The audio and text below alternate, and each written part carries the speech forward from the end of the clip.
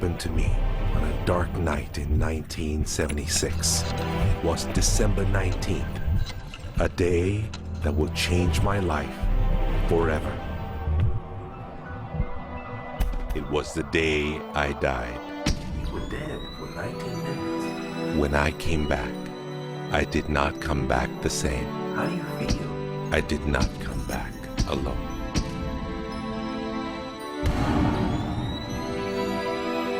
What seemed like days passed in 19 minutes. And over the course of the next few years, I began to remember the greatest mysteries revealed to me. Anything is possible.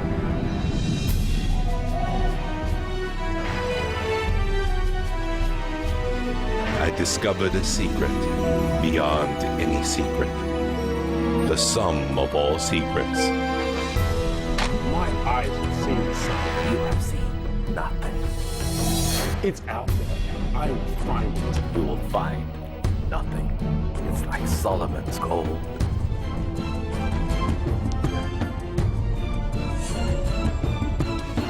It was the key to Solomon's wisdom. The secrets of the Knights Templar and of the Freemasons. We must be stopped. Courage, my dear boy. Be strong, be brave.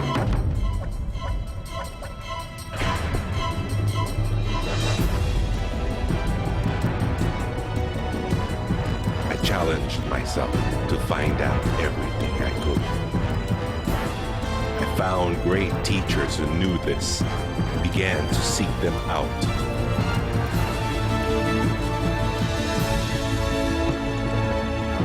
اسأل أؤمن واسمع. Ask, believe, and receive.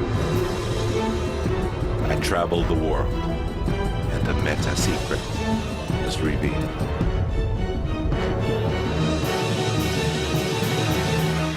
Time has come. I became a messenger to deliver all that was made known to me.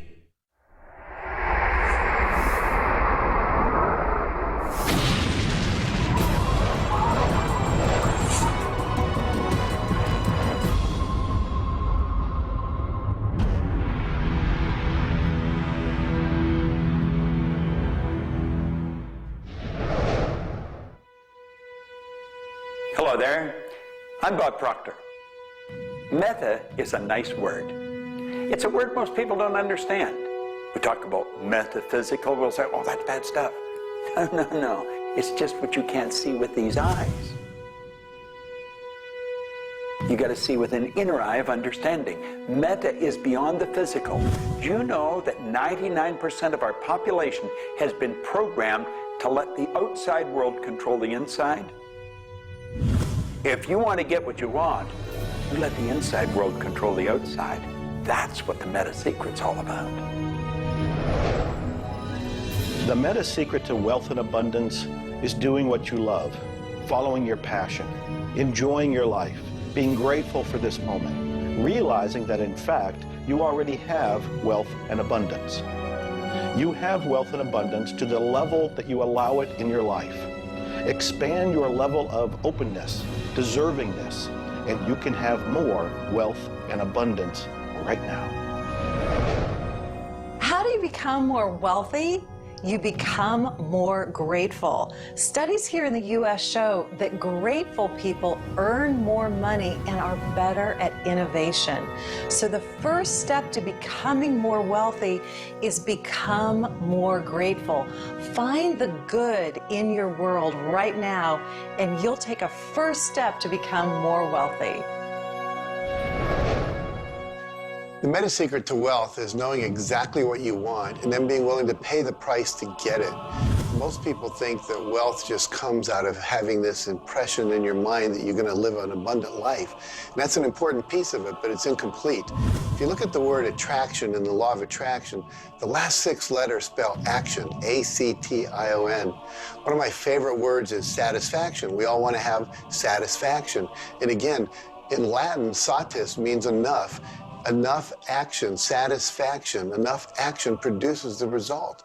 You know, I've been very, very successful with the Chicken Soup for the Soul books, and everyone thinks, oh man, you were lucky, you had this great idea.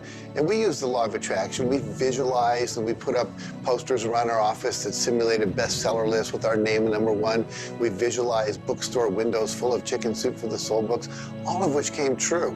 But there's a asking and a believing and a receiving, the 3 steps that I think of in the law of attraction. And the second part of believing is taking action. Because if you believe that your action is going to pay off, you'll take the action. So believing doesn't just mean like sitting there going, I believe I can be wealthy. It means doing the things that produce wealth. The key to abundance is to act in spite of fear, act in spite of doubt, act in spite of worry, act in spite of inconvenience, act in spite of uncertainty, act in spite of anything. If we're talking about metaphysical, we're talking about beyond the physical. So what we've got to do is go inside. We have been programmed to live from the outside in. We're letting what's going on outside of us control what's going on inside. If we're going to get into the meta side of our own personality, we've got to get away from this physical instrument we've got and move into the higher side of our own personality. And start to understand that we live simultaneously on 3 planes of understanding. And we work from a higher to a lower potential. If you're working with electricity, any electrician, any engineer will tell you that you have to work from a higher to a lower potential. If you go contrary to that, you're not going to get any use out of the electricity. Well, when you're working with the mind, you don't start with the physical and work up. You start with thought and work down. Thoughts are of a spiritual nature. Spirit's omnipresent. Where's thought? Thought's omnipresent. 100% evenly present in all places at the same time. I can be underwater and think. I can be in an airplane and think. I've had the pleasure of working with a couple of the astronauts that have been on the other side of the moon, and they could think. Not only could they think on the other side of the moon, they could transfer their thoughts to somebody here on Earth. It's just a form of telepathic communication.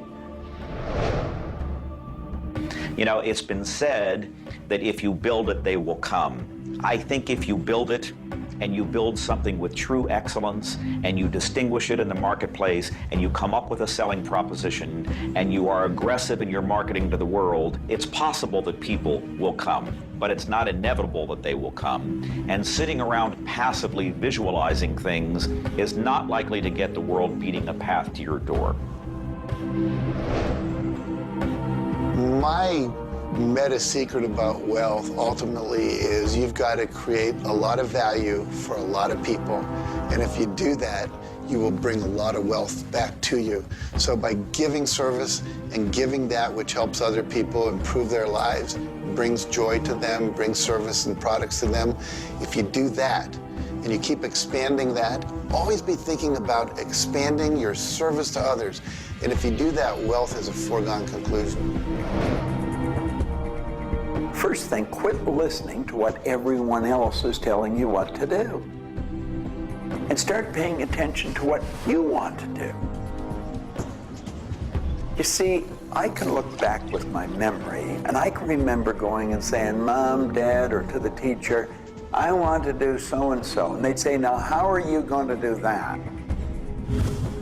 See, what they didn't understand is I didn't know how to do it. But neither does anyone know how to do the things they want to do when they first think of it. You don't have to know how. You know, 2 young bicycle mechanics from Dayton, Ohio, in the United States of America, introduced us to a new kingdom. They were the first ones to fly in airplanes. The whole world believed that you couldn't do that. Anything heavier than air is attracted towards the center of the world. You can't fly. But they wanted to, and so they did. Well, clarity to me is a very different concept than I think a lot of people. The first thing I want to know is, what do you think you're trying to accomplish? The next thing I want to know is, why are you trying to accomplish it? The next thing I want to know is, if you accomplish it, what do you really think is going to happen in your life? A lot of people come to me and they say, I want to grow my business, because I work a lot in the business world, the entrepreneurial world. I teach a concept, achievement concept, a concept that is predicated on taking action and implementing, called optimization. Optimization is getting the highest and the best use and result and outcome of your time, your efforts, your emotion, your life, your relationships. But you can't begin, and this is where a lot of people, I think, really fall down. You can't begin to optimize until you take the time to observe, examine, and identify not all, but the scope of options and alternatives and other possibilities available to you, number one, to achieve the goal, and number two, as an alternative goal. Clarity is power. Just by being clear, you will automatically begin to magnetize things to you, to your life. The law of mentalism is about the mind. Everything that we have ever created, everything that has ever existed first in the mind. All thoughts are the beginning of all things real. All things that you can touch and feel began in the mind. So if you want to be wealthy, you've got to decide what wealth is to you. Define it. What does it mean? How much money do you have to have? For me, financial independence meant having $30 million producing income, which allows me the lifestyle I want without having to work. And so I've achieved that. But I knew exactly what I wanted because I looked at what it would cost me to live my lifestyle. Most people don't know their net worth. They don't know their income levels of what would be required to produce what they want. They say they want to own a yacht, but they don't know what a yacht costs. They don't know what it costs for the slippage fee. They don't know what it costs to maintain a yacht. So go out and create your ideal lifestyle and then figure out exactly what it would cost to live it, and then set that number as the number you want to achieve. Then believe you can achieve it. Visualize it every single day. Take action when the action comes. Ask for what you want. Reject rejection. Give up any idea of failure. Just persevere until you continue on, until you produce the result you want. The law of attraction's a good starting point for thinking about how to improve your life. You want to align your thoughts and your beliefs with what you want your life to be. But the law of attraction itself, by itself, won't allow you to achieve the abundance that you need. There are certain steps that you need to take, and these steps are all incorporated in what we call the meta secret. And the meta secret isn't one solitary method or one solitary system. The meta secret is a combination of tools, methodologies, and ways to understand the world and ways to understand how we can change the world. Until I started looking at who I was and who I wanted to become, nothing changed. Because every time I would look and I would blame something else or blame somebody else or just look in a different direction that was not inside, I would get more of what I was creating. Because every time I created something, people would react to that. Every time I took an action that was blaming this or blaming that, people would react to that. And you know what? Then I would react to their reactions. And I was creating an environment that was busy. Instead, an environment that supported wealth and abundance. If you look around, there's nothing but the abundance everywhere that you see. You see the trees growing. You see businesses happening. This is wealth, this is prosperity, this is abundance. If it's not happening for you, it's because unconsciously you have beliefs, counter-intentions, negativity that actually blocks it from coming into your life.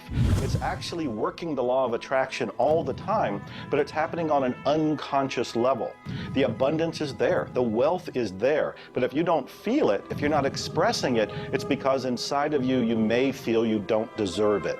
This is part of the unconscious work that has to be done in order for you to feel on a conscious, real, live, earth level what's happening with abundance and prosperity. Abundance, wealth is your natural birthright. If you're not feeling it, it's because of your unconscious beliefs.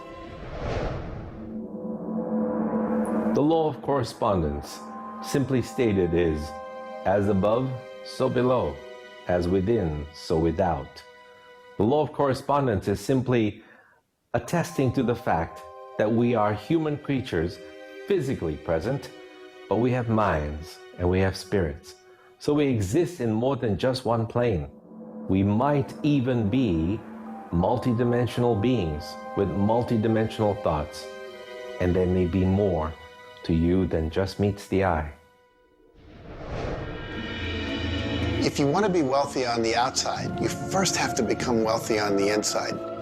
As above, so below. As within, so without. First, you have to become wealthy in your thoughts. Then you become wealthy in your outer expression of that. You have to have a wealthy attitude. You have to have a wealthy, abundant thought form about who you are and what's possible. And when you have that, it will start to manifest outside of you. If a person wants to take a quantum leap rather than incremental steps, they have to begin by understanding that they can do that. There's a marvelous little book. It's called U Square. Now think of what that means.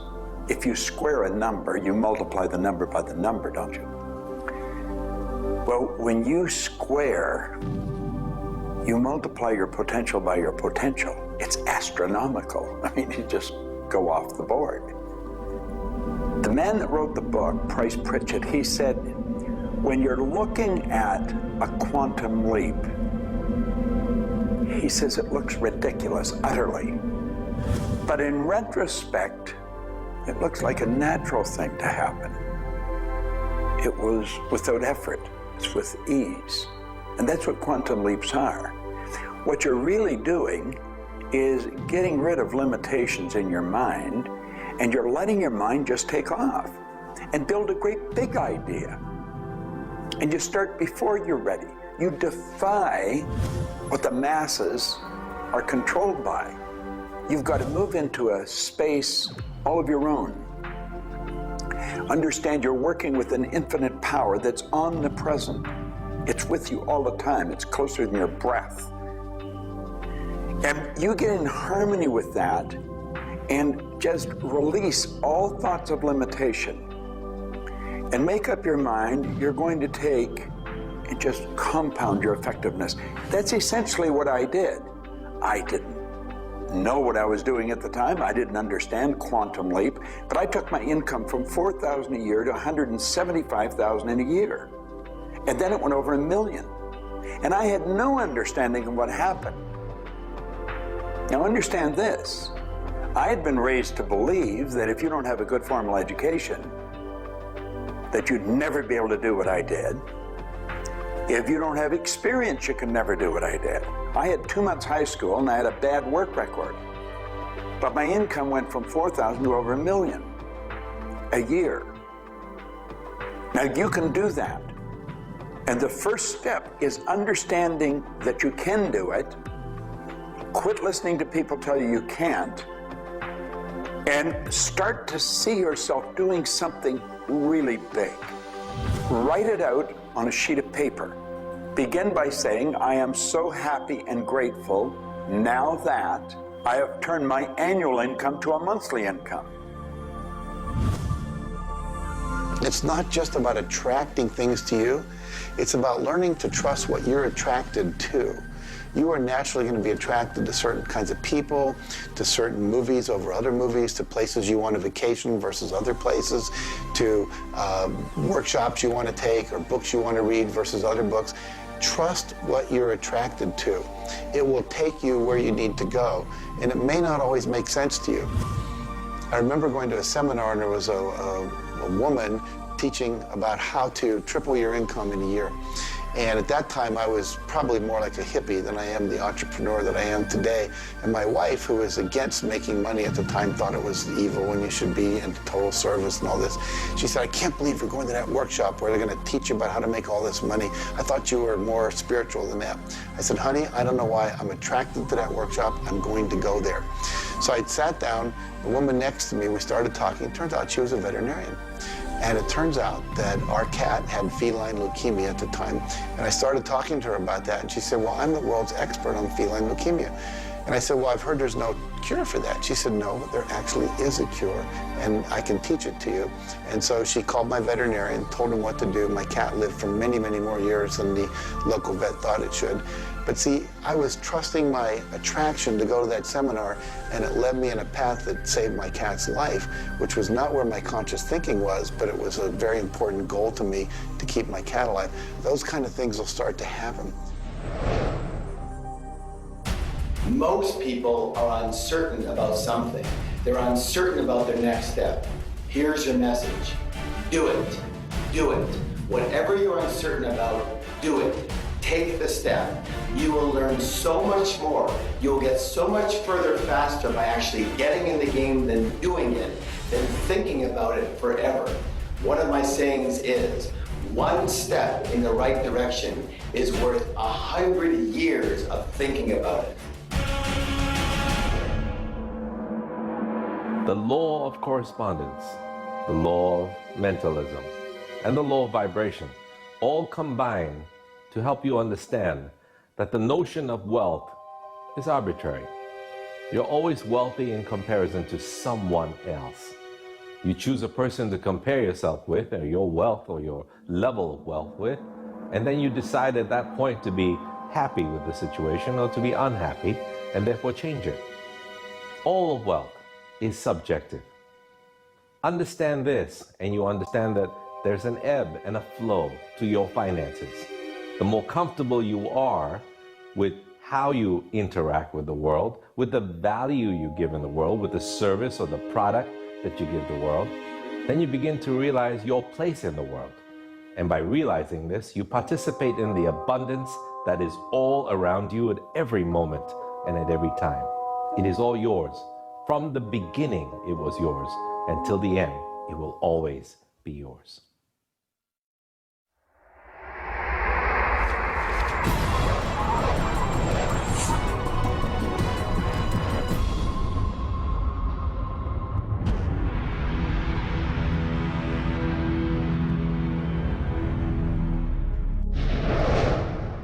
The meta secret to relationships is to know that the universe is giving you love right now.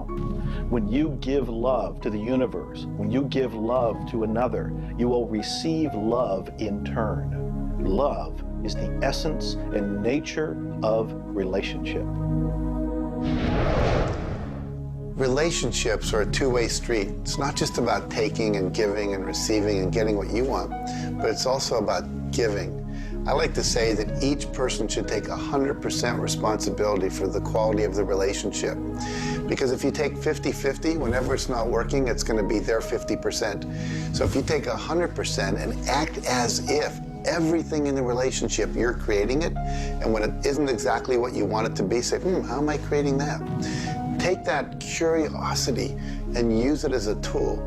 And when you get the answer like, oh, I'm not coming home on time, I'm not listening, I'm not doing this, then you have the opportunity to shift and do the thing that produces relationship. A friend of mine wrote a book called Making Relationships Work. And the idea is there is work in making the relationship work.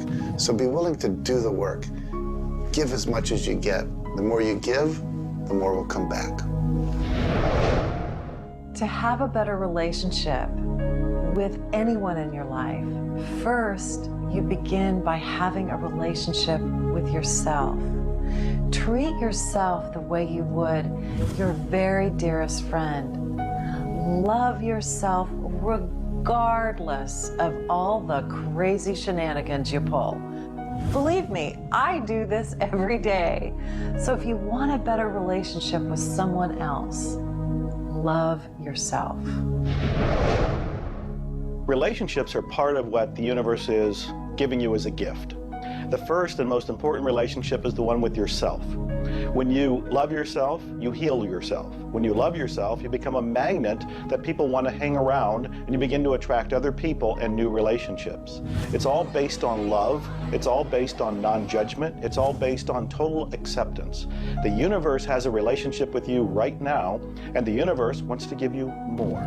Are you ready to accept it? The concept that I can't live without you is a tragic statement to me. The idea that I need somebody else to complete my life, I need somebody else or my life's not worthwhile is a very sad statement, and I think someone needs to take a good look at themselves when they say that. When you start to think that thought, stop for a second and realize life is full of stuff, and sometimes stuff is potholes, and sometimes stuff is bridges are out ahead, and sometimes there's a detour in life. I heard somebody once say that sometimes the most beautiful scenes in life are the ones we observe on a detour. Have you ever gone on a detour and realized that your life wouldn't have been the same if you hadn't taken that twist or that turn in your life? Next time stuff happens, take a look. Maybe there's something better right around the corner. The law of cause and effect tells us that there are no such thing as coincidences. Everything that happens in this world happens because of a reason. Someone, somewhere, created a cause. It may not be something you are aware of. It may not be something we can even begin to realize or see at this level. But at some level, someone, somewhere, or a group of people, or even us, may have created it. And so as a result, we see the effect. We see the effect around us. We see the effect everywhere on this planet. Everyone asks me, Jay, how in the world can I have a better, a happier, a richer, a more joyous relationship? And it's very simple. First thing is you got to slow down enough to be externally focused. It's all about them. The more interested and externally focused you are on the other person, the more extraordinary their experience will be, and the more naturally they'll reciprocate it.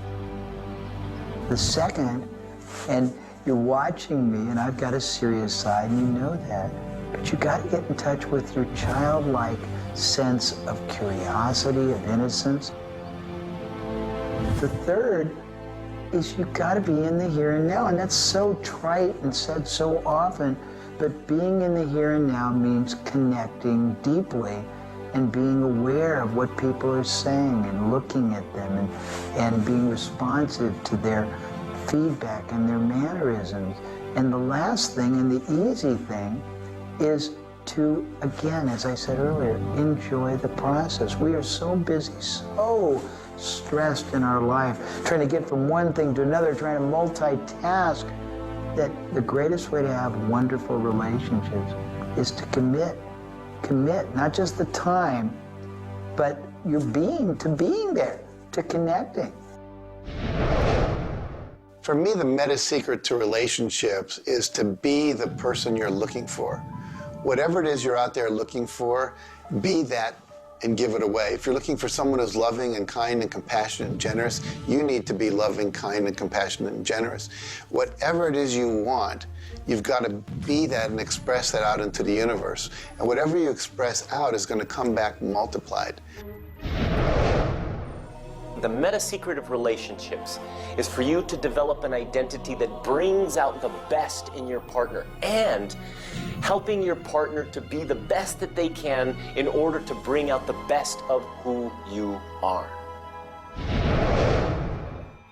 Criticism seems to be a big problem. If you are really secure in yourself and somebody criticizes you, it isn't going to bother you. Now, if you're insecure and somebody criticizes you, it's really going to bother you. You see, 9 out of 10 times, the person that's criticizing you really wants to help you. They just haven't really learned how to communicate effectively. But let's not let somebody else's criticism or their way of helping us shake us. If we're solid in our own self, and we really understand ourselves, then we can handle it and it won't be any problem. If criticism really rattles your chain or rattles your cage or really upsets you, it's not the criticism that upsets you. It's not the other person's opinion that upsets you. It's how you react to it. And you see, if you were really solid within yourself, you would respond to it. You would thank them for it and say, but I really don't choose to do that. Or you'd say, well, thank you, that's probably a good idea, I'll try it. But they're not going to knock you off track. So it goes back to have a good, sound self-image, a good image of yourself. Maxwell Maltz wrote a beautiful book on that way back around 1960 called Psycho-Cybernetics. Psyche-cybernetics. Cybernetic is the communication mechanism in our mind. It's the image that we hold of ourselves. It's like a life-governing device. Well, you've got an image of you just same as I have an image of me. And our image controls how we walk, how we talk, how we dress, how we meet and greet people. And it also controls how we handle criticism when it comes our way. And it will come your way, just same as it comes to me and everybody. We want to be solid in our own belief about who we are and what we are. Let's really get to know ourselves. And then, rather than react, let's respond. It doesn't matter how they approach, whether they're diplomatic and trying to help us or whether they're trying to find fault. It won't really make any difference. We will listen to what they have to say, listen to it, and then we'll either accept it or reject it, but it isn't going to affect the relationship with the other person one bit. There is masculine and feminine in everything. Nothing is entirely masculine, nor is it entirely feminine.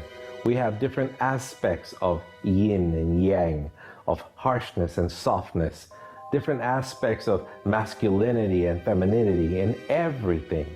If you take a look at life and see it all as a combination, see how we are always living in combination, then you begin to realize and to also appreciate the law of gender.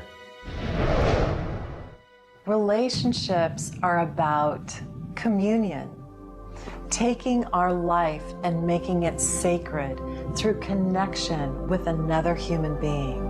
So communion and making sacred is what relationship is all about. You know, there's a lot of lonely people around. And if you're lonely, I'm going to let you in on a secret. You're always going to be lonely until you become friends with yourself. If you're looking for company outside of yourself, you're looking in the wrong place. You want to go inside. And when you get to really look at you, you're going to feel so good about you. You're going to love yourself. Now, you see, as a little kid, you were probably taught, don't love yourself, that's conceit. I know I was, and most of the people I know. That's not conceit. That's a healthy, conscious awareness of who we really are. I'm not talking about an ego trip. I'm talking about really becoming acquainted with yourself. You've got to build a good relationship with you, or you're always going to be lonely. When you get angry, look at it as, okay, this is a gift. I need to release something here. And in that process, relationship becomes a school for growth instead of just like it's someone that's going to please me. Look at how can I serve them and how can I learn from them, as opposed to how can I manipulate them to give me all my needs met. If you do that, you're going to end up with a much better relationship. If you're in a relationship where you're not experiencing full love, the way to change it is not by changing the other person. It's by changing yourself. You look within yourself and you start to feel grateful for everything about you. As you change your relationship with yourself, magically, the outside relationship will change as well. You will suddenly see it transformed. You will suddenly see that there's love in that relationship with that other person. But you don't change the other person, you change you. A lot of people spend valuable time in their life focusing on the past. I could probably spoil your week if I reviewed the first 26 years of my life. My life was a mess. And you know, at the end of 26 years, imagine living for 26 years and looking at yourself, you're unhappy, sick, and broke. I had a guy look at me and he told me I was one of the most miserable people he had ever met. And he was right. I was plain miserable. He said, you're always sick. I didn't have a terminal illness or anything, but I was always backache, headache or something, and I was always broke. He said, why don't you change it? Well, as long as I kept focusing on what led me to this point, which was a bad trip, I was going to create more of the same. And he said, let it go. Forgive it. If you're looking for love and not finding it, it's no doubt because of a lack of forgiveness in some area of your life. This is true for all of us. You want to look in your life, look at your past, look at all of your relationships, and ask yourself, where have I not forgiven? Myself, my parents, my siblings, my neighbors, my relatives, my business partners, where have I not forgiven? When you go and forgive, you release the energy that allows the law of attraction to bring new love and new relationships into your life. How do you do this? You look and ask yourself, where have I not forgiven somebody? Somebody's going to come to mind. It could be you. The second thing you do is say, can I forgive them? Can I forgive myself? Whether you say yes or no, you move to the third part of this, and you start to wonder, what made that person act the way they did at that point? What made me act the way I did at that one point? And you start to go deep into understanding the psychology of behavior, and you realize we're all doing the best we can, yourself included. At that point, when you can forgive yourself and you can forgive these other people, whoever it might be, for whatever may have occurred, when you forgive them, you release all of the energy that's been stuck psychically within your own mind and your body and your soul. And when that releases into the universe now has an open pathway to return to you new love, new relationships, new blessings. It all begins with forgiveness, and you can do that right now. When we talk about love, we're talking about the greatest word in the world. Leadership is a great word, but no word compares with love, because without love, you're dead. There's life in love. There's forgiveness in love. There's really everything. There's thankfulness in love. Now, the problem is learning where do we start, because we find sometimes in families there's no love. In marriages, there's no love. But we quit looking around and we start learning. It begins with me. And when we start learning, we're not too loving ourselves. And it begins with your learning. To me, you could say you're loving, but unfortunately, you love people you like. Love has to be unconditional, loving those you don't like. Now, in my case, when my wife married me, she said she loved me. I told her I loved her. But as soon as we got married, I would say, I love you. She said, well, why don't you act like it? I say, I do act like it. She says, you have a funny way of showing it. I say, well, I love you enough to die for you. She says, try living a little. And so I discovered, as loving as I was, I didn't fit her definition. The law of gender, the law of vibration, and the law of rhythm. All of these figure in relationships. You see, love is a dynamic. Any relationship is a dynamic. When you are actively relating, that's when it's alive. That's when it's fun. When you sit back and you start to look at the relationship, then it becomes static. It becomes a relationship to be assessed, to be looked at. But when you're relating to your partner or your spouse, amazing things happen. It's dynamic, it's moving, it's alive. And that's what all love is supposed to be, alive, and so much more fun. Changes happen all the time. We change. Human beings change. You change, I change, we all change. But if you can change together in the same direction, amazing miracles take place. Words, feelings, thoughts are all aligned. And all of a sudden, you can take on any problem and it's not an issue. That's what relationships are all about. That's what relating is all about. That's what love is all about.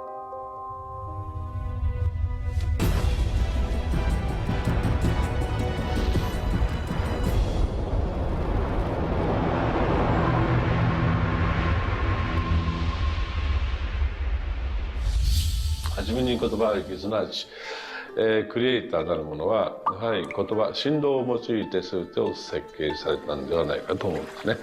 そして、その、振動の、設計図は非常に緻密なもので美しい共鳴振動にあふれたものであったことでありましょう。もし、先ほどの実験をやったように、非共鳴、同士の組み合わせであるならば、それは破壊的なエネルギーとなって、命を形作られないからです。私たちの体は最終的にクリエイターの、いろいろな、試行錯誤によってだんだんこう単純なものから、微生物だとか海の中のものだとかそういうものから、小動物始まって複雑なものになっていって、最後の芸術作品として、クリエイターなるものが作られた結果、私たちはあるというふうに思うんですね。その本来の設計というものが、バランスの取れた振動の組み合わせというものが、何らかの要因によって崩れていくときに私たちはストレスを持ち病気になっていくんだというふうに考えています。As you've already seen from Dr. Masaru Emoto, water makes up 85% of our body, and the thoughts we think actually create a vibration in the water that has memory. And so you have to think positive thoughts. Again, we go back to forgiveness and letting go, thinking positive thoughts, expecting to be healthy, not listening to what people tell you, not taking in beliefs. I have been out in the sun my whole life. I've never gotten skin cancer, don't intend to get skin cancer. And when stuff comes on about it, I choose not to listen to it because I know that belief would affect me. So I believe that I am a person that my spiritual connection keeps me healthy. Also, though, I work on the level of the physiology of the body, the biochemistry. It makes sense to play at that level. I eat organic food. I drink healthy water that's not contaminated with chlorine and all the stuff they put in it, so I filter my water. I eat the right kinds of nutrients for my body. I've found out what I'm allergic to, and I've basically eliminated those from my diet. I exercise, so exercise and keeping my body toned. We want to have resistance exercise. We want endurance, which means we need to jog and do aerobics and things like that. And we need to have flexibility, things like yoga and Pilates. So we need a complete system to keep our body healthy. And then a detoxification, I think, is the part that most people don't do enough with. We're taking in so many toxins in the air we breathe. But if you will cleanse on a regular basis, I cleanse every Monday. I just do a cleansing diet where I just drink liquids and then I don't eat anything else, and my liver has a chance to get rid of all the toxins that are in my body. I want you to understand that you have a marvelous mind and you can do anything with it, and don't ever listen to anybody that tells you you can't. You want to start to look at yourself not as a body or as a name. Like, I'm not Bob Proctor. Bob and Proctor are just two words. You've never heard anybody phone into school and say, body's not coming today, it's sick. Never hear anyone say, hand, it's my hand, my body, my name. Well, you see, there's something wonderful about you and something wonderful about me, and it's the same thing. We have a marvelous mind. We're creative beings. Talk to your body.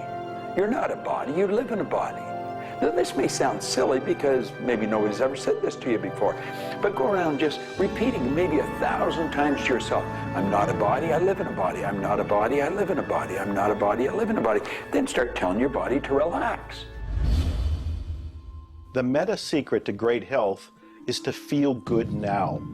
You do that with good thoughts, you do that with good food, you do that with plenty of sleep, you do that by doing what you love. That's the meta secret to great health. The meta secret to health is to honor your body. Listen to your body. Are you tired? Are you hungry? Are you thirsty? Do you need time to play? Have greater health. Honor your body. Health. Not just physical health, not just eating the right things and getting exercise, but let's talk about emotional health. This means doing what you love, loving what you do, looking forward each day, researching, helping other people, giving back. This is the meta secret to emotional health. To me, recognizing the divine component in us has a twofold effect. On the one hand, it's incredibly humbling because how many of us really live up to being godly? How many of us really maximize the God-given talents that we're given? How many of us really live lives of fulfilled potential? So on the one hand, it's kind of intimidating, but on the other hand, it's very inspiring. It's inspiring to think, I, as a human being, am capable of being godly. I'm not God. I'm not going to confuse myself with God, but I am capable of being godly. I am capable of a goodness which can resound around the world. I am capable, like God, of using language to bring things into existence. An architectural drawing is the languaging of a building into existence. A marriage contract is the languaging of a relationship into existence. Any sort of contract does that. A novel creates a world that may be more real to us than the so-called real world that we are living in. And being godly is both an obligation, which frankly I feel I fall vastly short of, but also an incredibly inspiring opportunity. And the ancient traditions, not only the one that I come from, but really all of them, teach us this. The law of rhythm is the very fabric of life itself. Rhythm is everywhere. Things are born and things die. We move into a season and we move out of a season. We go within and we go without. We change. Rhythms flow in our emotions as well. You cannot always be feeling happy. Sometimes you'll feel sad, you'll feel down, and then you'll come out of it. Whatever goes up must come down. You've heard the language. Rhythm is exactly that. And the minute you begin to realize that all of life is all about the law of rhythm, then you can flow easily in bad times and then have more fun in happy times. When you start to expect rhythms, know that if you're happy in one direction, you can also be unhappy in the other direction. The law of rhythm surrounds us, works with us, and if you master it, there's nothing you can't do. The meta secret to health and having amazing energy is the ability to look at your world from a perspective that, hey, things aren't always going to go your way, but you know what? As long as you always do your best, as long as you are focused on what you achieve and what you're trying to accomplish, then it's all going to work out. I think one of the most important keys is to recognize in life just about all the limitations that we have are self-imposed. To realize that is the greatest breakout, the greatest. I talk about staging jailbreaks in your life, breaking out of the mental prisons, getting over the walls of the self-imposed impossibilities in life. And it is remarkable what happens when you realize, take a look at what really is holding you back. And very often, almost all the time, it's you.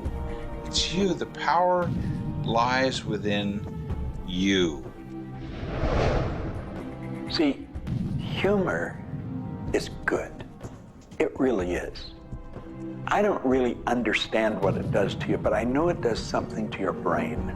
Norman Cousins, who's gone now, but lived a long and very, very effective life. And he had been diagnosed with a disease, and it was killing him. He was literally dying. And one day he got thinking to himself, if sadness and sickness are hooked together, then happiness and health must be hooked together. And so he had people bring in old movie films of Laurel and Hardy and all kinds of different old actors, funny stories. And he started to play them. They made him move out of the hospital. So he rented a suite of rooms in a hotel. And he had these movies playing all the time. And he was laughing, a real belly laugh. And he got better. Now, I think you know when you're laughing, you're feeling good. Start to laugh at yourself. When you make a mistake, laugh at yourself. Don't get serious with yourself. It plays a very, very important role in a healthy, relaxed life. If you want to study it further, get into some of Norman Cousins' material, and he'll explain exactly what it does to the brain that controls the vibration of the body. Start laughing a little more. Have fun. The mind can't be all it is designed to be without the body being everything it was designed to be. But we basically thwart both. Or you can have a great relationship. You can have a great financial situation. You can have a great family relationship. And the big problem in our society, certainly in Western society, people don't exercise, 92% of the people don't exercise, they don't eat nutritious things, they don't complement to compensate. It's very simple. And if you break it down to the little steps like eating an elephant, you'll have the most rich, satisfying, fulfilling, gratifying, liberating life, but you gotta balance it. Health is all up here. All I know is right now, I don't have a voice, I don't have much sight, I don't have a hearing, my strength is gone. However, I have never been more excited and thankful in my whole life. The law of vibration simply states that everything is in motion. Nothing stays static. At some level, even though something may appear as if it's not moving, its molecules are moving, its atoms are moving. Everything vibrates. Not just your thoughts, everything. Now, I do understand that disease cannot stay in a healthy vibration. It just cannot. I also understand you cannot turn disease into health, but you can release disease and recreate health. You see, your body is changing at the rate of millions of cells every second. And it's the thought patterns that you hold in your mind that control the vibratory rate of the body. Your brain is an electronic switching station. There's all kinds of material written on thought, on attitude, and on health. And I do know this. If you are suffering from a physical disease, quit talking about it, quit thinking about it. Go to a very competent medical doctor and follow that person's advice, because he or she will tell you what to do physically, but at the same time, instantly begin visualizing every molecule of your being in a harmony with the law of vibration. Now, I would have an affirmation that I would repeat. I am so happy and grateful now that every molecule of my being is vibrating in perfect harmony with God's laws. My body is getting healthier and stronger and more vibrant every minute of every day. And repeat that. Treat it like a mantra. I can't predict what's going to happen for you personally, but I do know that hundreds of people, if not thousands of people, have experienced healings, and cures by beginning to change their thoughts about what's going on in their body. In my book, The Attractor Factor, I talk about a person who had cancer. She experienced the idea of forgiving everybody and everything in her life, and she went through the process of doing that working with a coach. She then went back into the doctor's office. They opened her for surgery, and there was no cancer. It was gone. By forgiving everybody in her life, including herself, she transformed her body. She reached this place of healing and this place of peace. And as a result, she experienced a cure. If you're finding yourself sitting here watching this and you're ill, you've got a chronic condition, you're sick, what you need to do is a couple of things. Number one, you need to first work on your attitude. You need to believe you can get healthy. You need to not believe anyone who tells you you're going to die, or it's terminal, or it's going to take a long time. Literally, we know that we can get rid of a disease in minutes, in literally minutes. I had a cold once, and a person literally did an exercise with me. My nose dried up, my fever went away, the achiness went away in 5 minutes. So we know the power of the mind. We know that you have to forgive and release. So much work now being done on cancer where we know there's resentment, and different forms of resentment will come into different forms of cancer in the body. So it's critical to get yourself aligned with spirit. When you are aligned with spirit through meditation, through doing the things that bring you joy, through doing the things that align you, and you know what that is for you. It could be singing, it could be walking in nature, it could be petting your cat. When you move into that state, healing naturally takes place through you. There's this innate, natural healing ability that's always working to heal you if you get you out of the way. By you, I mean your ego mind, your beliefs, your fears, your doubts, all of that stuff, all of the resentments you've held that you haven't released, that will keep you sick. So you've got to do some kind of work to get into a spiritual alignment and to release the negativity. Emotional pain is very real. It's like sorrow and grief. Like grief comes in waves. It just sort of overcomes you and then it sort of fades away.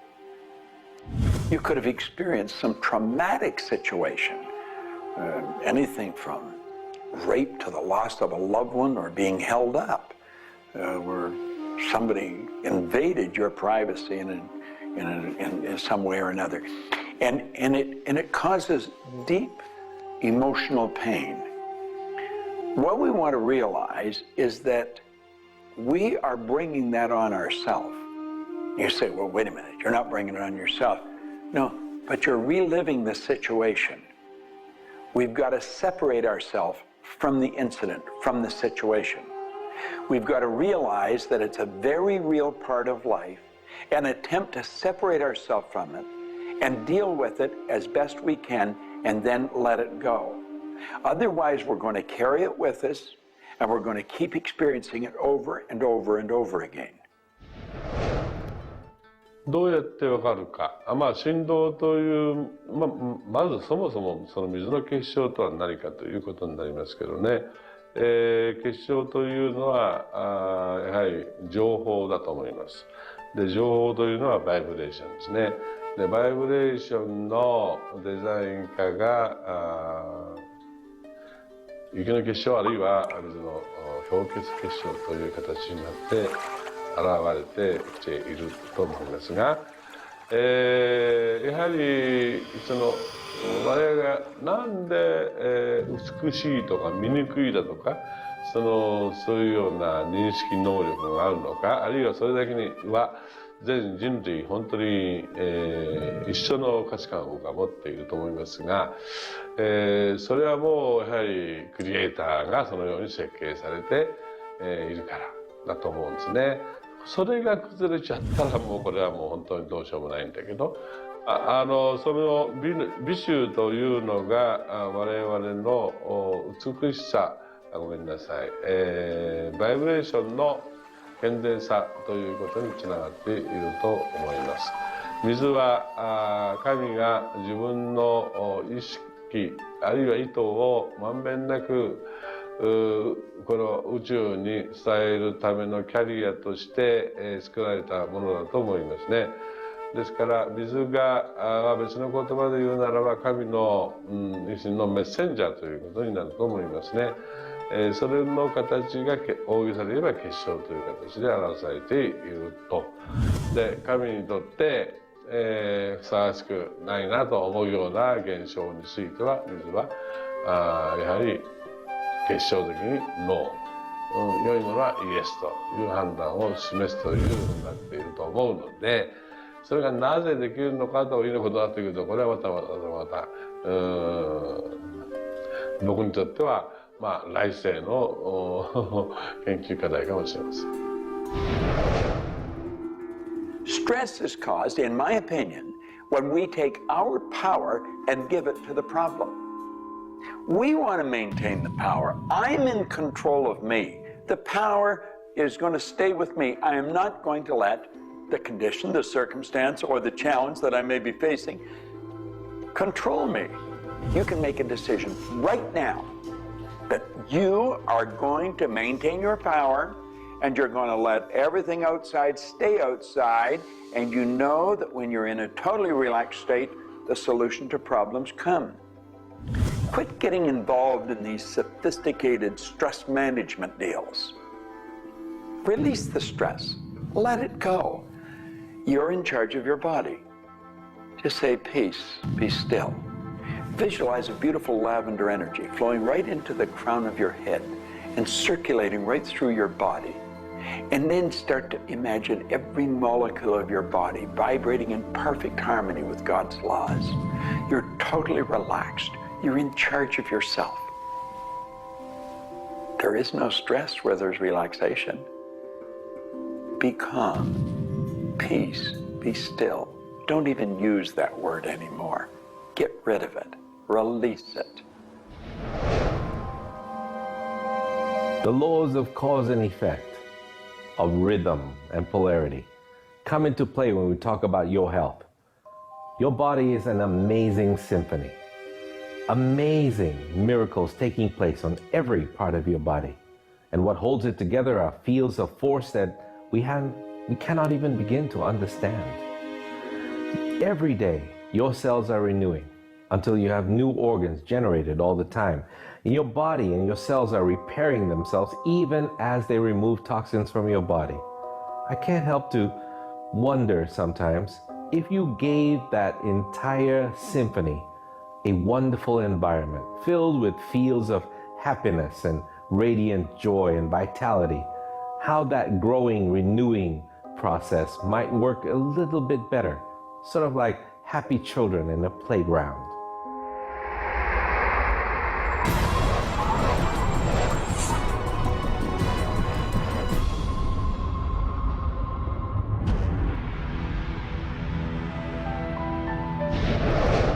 Here's the paradox of being human. Real happiness is only available in the moment. If you're brooding on the past or obsessed about the future, even if you're looking forward to something that could be magnificent in the future, it's not quite the same sort of anchored contentment that you get from really being in the moment. We human beings seem to be perpetually someplace else. That's kind of like one definition of the human predicament, the human condition. We are perpetually thinking about the past, the future, something to the right, something to the left, something else.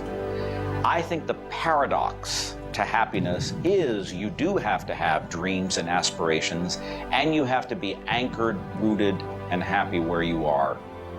Not always easy to do, but I keep trying. Happiness is a point of view. Am I happy?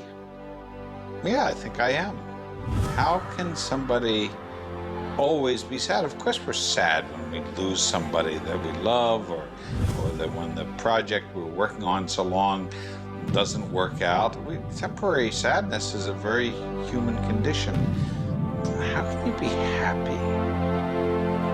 Maybe by finding things to do that make you happy. You see, if you're miserable, your mind is focused on the past. There's a method concept. Get you over any miserable concept in a heartbeat. Focus on right now. See, you're miserable because of something that happened that you didn't want to happen, or something she said or he said or they did. Forget it. It's in the past. And quit worrying about the future. Have you any idea the number of electrical charges must fly through your body for the simple object of writing your name? See, your brain is an electronic switching station, and you've got one. And you can activate brain cells. You can set up any vibration you want. If it's a negative vibration, you're going to be unhappy. If it's a positive one, you're going to be happy. Every brain cell is a positive and a negative pole. Everything that you look at is going to be impregnated into cells in your brain. Now, you're either going to look at the positive or the negative side of it. What side do you want to live in? I choose to look at the good side of a situation. Put yourself in a good vibration. Think of the blood in your body. Do you know it circulates through hundreds of miles of passageway every 33 seconds? It carries all the food in and all the garbage out.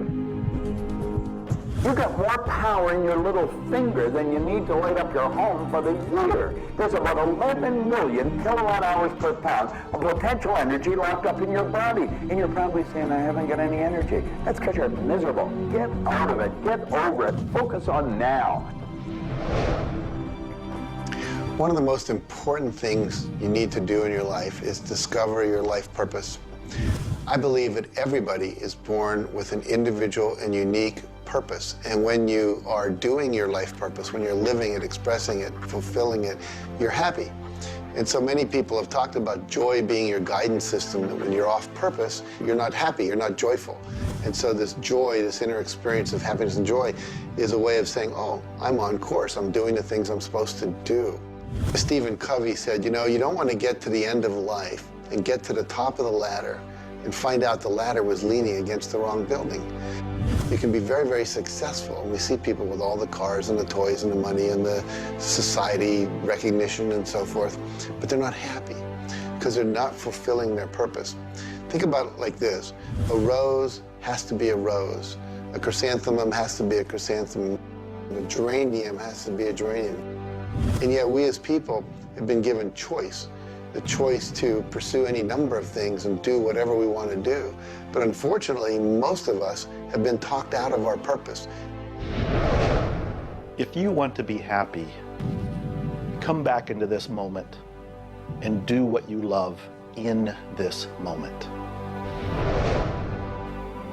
You should absolutely work toward improving your life, improving the world, improving your relationships, improving your finances. Every sort of conceivable improvement at a micro or macro level should indeed be your agenda. But if you are not happy with things the way they are, then your happiness is perpetually on hold pending a condition that doesn't exist yet. If you do that, you will never be happy. You have to realize that the point of power in your life is in this moment. People think about the future and they throw their power into the future. There is no future. When it gets here, it's called now. It's called this moment. People think about the past and they throw their power into the past. But there is no past. It's gone. When you think about the past, you think about it in this moment. This moment is all there is. And you can be happy in this moment. When you are, everything is taken care of. All is well. Happiness and achieving happiness is a process. It's not something you achieve right now and you're done and you have your happiness. It's something that you're constantly attaining and re-attaining through life. And the way to do that is to really understand what brings contentment in your life and to achieve that. And one of the key things to remember in terms of happiness is that part of this process is sharing happiness with other people. The more we share happiness and the more we teach other people how to bring happiness and fulfillment in their life, the more we'll be happy and fulfilled. So continue with your journey of greater fulfillment, and you'll have more happiness in your life. The law of polarity is about dualism. Everything exists in relation to something else. There is no person that's entirely good. There is no person that's entirely bad. There is no entirely hot or entirely cold. It's always hot in relation to something else that's colder. It's always colder in relation to something else that is hotter. We move in directions as opposed to moving in a static field. We always move from one place to another, from one thing that's more pleasant to something that's less pleasant, or something that's unpleasant to something that's more pleasant. There is a movement, and this movement exists because of polarity. Happiness is what you want, and happiness you can have right now. Why aren't you feeling happy? Why isn't anybody feeling happy? Because psychologically they use unhappiness as a motivator. They think by being unhappy, angry, desperate, frustrated, whatever the feeling might be that's not happiness, that it will whip them forward. It'll make them take action. And it's something that actually shoots themselves in the foot. Because when you are happy now, which is available to you right now, you know what your choices are. You can see what your decisions are to be, and you can more clearly decide on what to do next. It comes into really understanding something about ourselves. We should start at a very early age, and we should ask ourselves, who am I? You know, what really makes me tick? And get to know ourselves. We're in a hurry to get a car or build a business or buy a house. We should introduce ourselves to ourselves. School hasn't done it. Our parents aren't doing it. You go to work for somebody, they're not going to do it. So if you don't do it for yourself, you're not going to do it. This deals between you and yourself. Pogo said, we have seen the enemy, they are us. Whatever has happened in your life, whatever's going on for you, if it's not the way you want it, any situation, consider the fact that everything happens for a reason, and that reason is there to serve you. How can you reframe this? How can you relook at this in such a way that helps you, that supports you, that puts you on the path to success and positivity again? It doesn't help you to be negative. It doesn't help you to wallow. All that can do is bring you down. It's time to change your mind. It's time to reframe, relook at it, have a new perspective, a new view, and put this in the light of this was there to serve you. There's no accidents in the universe. This happened for a reason, and that reason is there to help you. We grow up with the idea rich people aren't happy. Well, I know rich people that are laughing. They're very happy. And of course, I know people that are very wealthy and are very unhappy. I remember Earl Nightingale one time saying, since it doesn't make any difference whether you're rich or not, if you're happy or not, you might as well be wealthy. And then if you're miserable, you can at least be miserable in comfort. We've got to understand that all the money in the world is available to us, but we have to earn it. Now, that does not mean we should work. This is where the meta secret really comes into play. Working happens to be the very worst way to earn money. We should work for satisfaction. People should go to work at what they love doing. When we think of work, what we're really talking about is how we spend our days. Work has probably a bad energy attached to it. We should spend our days doing what we absolutely love to do. When it comes to the fear of failure, you look at your life and you ask, if I pursue my dream, my passion, my love, and it doesn't work out, will I still be okay? Can I still love myself? Will life still go on? When you realize that the answer is yes, you remove the fear of failure. When you remove the fear of failure, you have energy to go forward and actually make it a success. Well, what about the fear of success? When you are successful, you can make a difference in the world. If you really want the world to be a happy, prosperous place, Contribute a happy, prosperous person to it. You. The meta secret to happiness is that there is perfection in imperfection. That when we accept our environment for what it is and the people around us for who they are, we can make a big difference. Happiness. What makes you happy? Everyone is not the same. For me, it's research. I love researching and writing and putting multimedia programs together. And this allows me to do something else that I love, traveling the world. I travel more than 6,000 miles, that's 9,000 kilometers, every week. I've been to more than 52 countries. I board an airplane every 2.5 days. I've been around the world more than 16 times in just a couple of years. I enjoy that. Meeting new people, meeting new audiences, helping people. What makes you happy? That's what makes me happy. A key component to lift yourself out of depression is human connection. Go connect with another human being.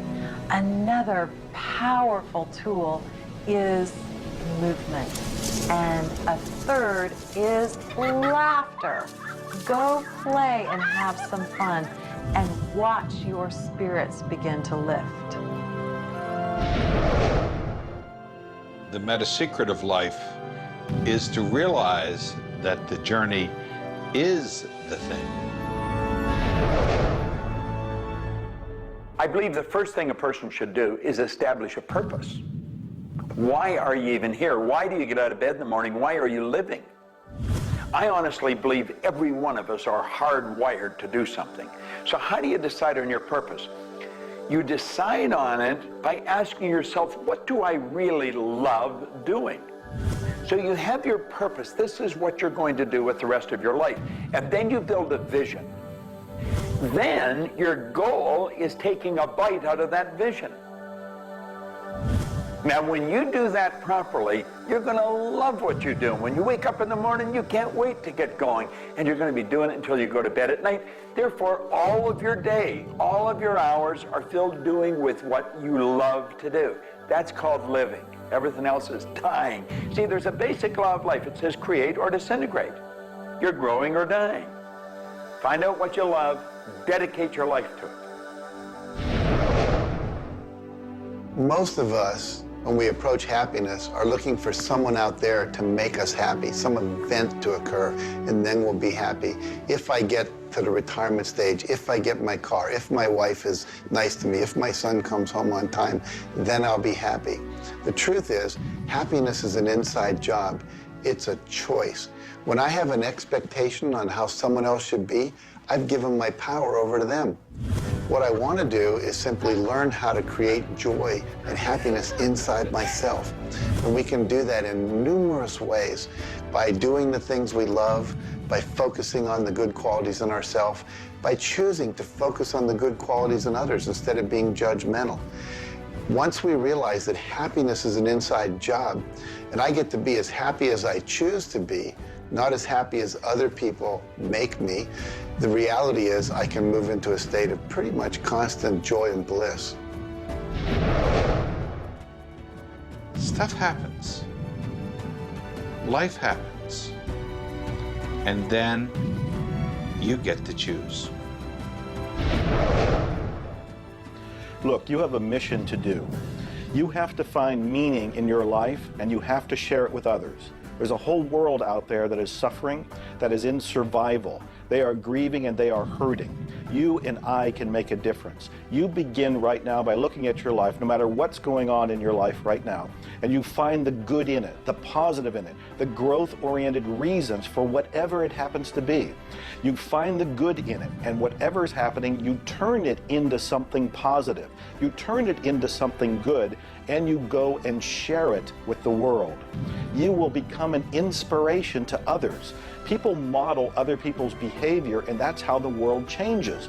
You be that inspiration for success. You be the model for change. You be that person that has meaning in their life, and you will give meaning to yourself and others. It all begins with you. You have always had, you have at this moment, you will always have in the future, the power to achieve, to accomplish, to have anything and everything you want in the terms of monetary wealth, prosperity, in terms of health, in terms of happiness, relationships. However, it will never, ever occur until and unless and until after you first are clear on the specific goals. Number two, you are very clear on the action steps. Operative word is action steps you have to take. Number three, you have an action step-based plan, a strategy, and the steps are just the tactics. You implement it in a timely, regular, scheduled way. Number four, you monitor, you pulse, you really pay keen attention to your progress. And you adjust if it's not what you want, and you adjust higher if it's better than you want. And number five, you focus on other people's benefit. You don't be self-consumed. You do those five things, the world really is your oyster. You know, you find people that are quite comfortable with what's termed uncertainty. The truth is there isn't any uncertainty. There's only the law. And the law decrees that everything happens the way it's supposed to happen. If we build the image in our mind of what we want, and we're true to that image, that'll control the vibration we're in, that controls what we do, and it controls what we attract. Now, the problem is, we let that image get out of the way every now and then, and we're controlled by something outside. And that takes us off track. We've got to correct it and come back on track.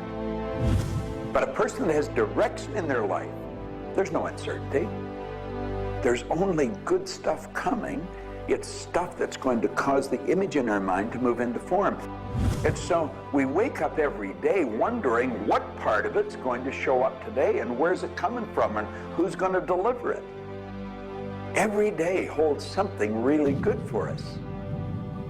Alfred Adler, the great psychologist, said, "I am grateful to the idea that has used me." I love that. Get a big idea and understand that you're going to see it move into form, and that's just as certain as the night following the day, because that's governed by law too. The laws of correspondence, of vibration, polarity, and rhythm come into play when you talk about the meaning of life and happiness. We make our happiness dependent on what other people can do for us instead of what we can do for ourselves. You know, there's a concept they don't teach you in school. It's called enough. Sometimes what is enough for one person may not be that way for somebody else, and we want more. And when you want more, you're setting yourself up for disappointment, because not always will you get more. Sometimes you do, but it's not all the time. I don't know who told us on this planet that everything is going to go our way. Sometimes things will go your way, sometimes they won't. We've got to learn to accept this. That's the rhythm and the flow of life. All of life is filled with possibilities. And when you see possibilities, well, it allows you to accept failures as not final. Failures are learning lessons. The American Indians, the Hopi Indians in the Southwest, well, they have a belief. Every day they wake up and pray to the Great Spirit, and they say, "Oh, Great Spirit, allow us today, this day, to make 20 mistakes." You see, they believe that by making mistakes, by failing, you actually learn more. You add to this wonderful fountain of wisdom that is called you over a period of time. And if you don't fail, they say, you don't learn anything. So how many times have you failed? I know I have failed a lot. But over the course of the years, I also knew something that was different. And that was that I was responsible for my own happiness. I knew that there was laughter everywhere, but I also knew that if I wanted to participate, that laughter has to come from inside, not from outside. And that's the nature of spirit, and that's the nature of who you are, and that's the meta secret to everything possible. This is our home.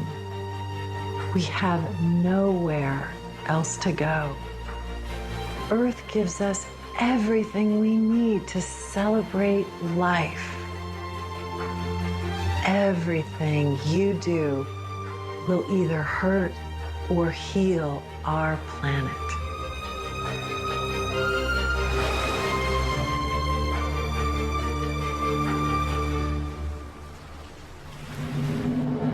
You were brought here to learn many lessons.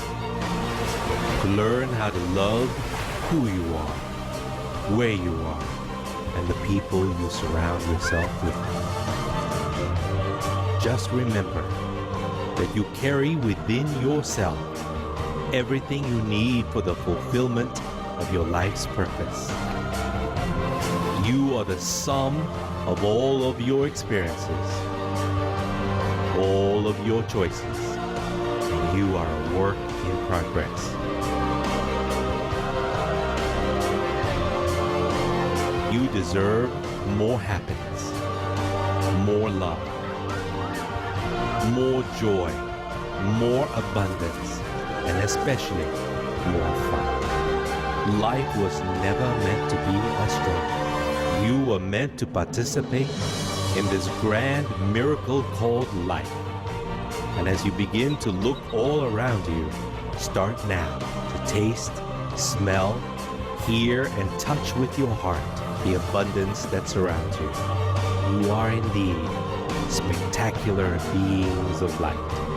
So if you want to know the meta secret to life, to happiness, live more, love more, and laugh more. Change the stories in your head, and you can change the world. It's a short trip. Make it a good one.